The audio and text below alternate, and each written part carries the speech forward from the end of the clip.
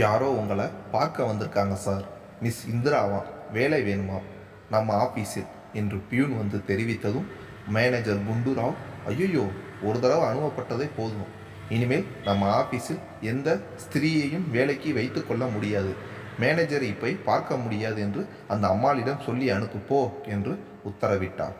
ஆனால் அந்த உத்தரவை பியூன் நிறைவேற்றுவதற்கு முன்பேயே மிஸ் இந்திரா நமஸ்காரம் என்று கும்பிடு போட்டவாறு மேனேஜர் அறைக்குள் நுழைந்து விட்டார். எனக்கு உங்கள் ஆஃபீஸில் ஏதாவது வேலை கொடுத்தால் புண்ணியமாக இருக்கும் சார். இங்கே ஒரு கிளர்க்கு வேலை காலியாக இருக்கிறது என்று கேள்விப்பட்டேன் என்றார். காலியாக இருப்பதென்னவோ வாஸ்தவம்தான். ஆனால் ஸ்திரீகளை இந்த ஆஃபீஸில் வேலைக்கு வைத்துக்கொள்ள உத்தேசமில்லை என்று பதிலளித்தார் குண்டுராவ்.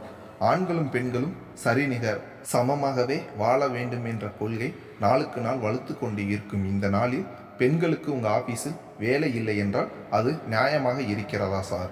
யோக்கியதை இல்லை என்றால் சரிதான். யோக்கியதையை பற்றி பேசவில்லை.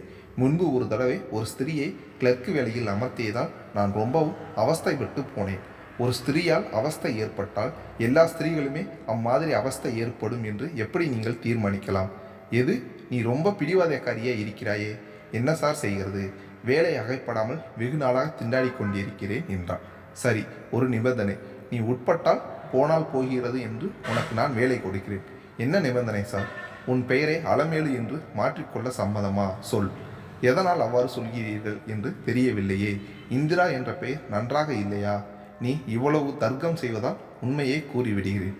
தூக்கத்தில் கூட நான் ஆபீஸ் விஷயங்களை நினைத்து கொண்டிருப்பவன். அவற்றை பற்றியே கனவுகளும் காண்பது வழக்கம். சரி, அதனால் என்ன? முன்பு ஒரு தடவை மங்களம் என்று நான் தூக்கத்தில் பிதற்றிவிட்டேன். ஆபீஸில் மங்களம் என்று ஒரு கிளர்க் இருந்தார். ஏதோ ஒரு வேலையை பற்றி அவளிடம் பேசுவது போல் கனவு கண்டிருக்கிறேன் போலிருக்கிறது. அந்த சமயத்தில் அந்த பெயரை கூட்டியிருக்கிறேன்.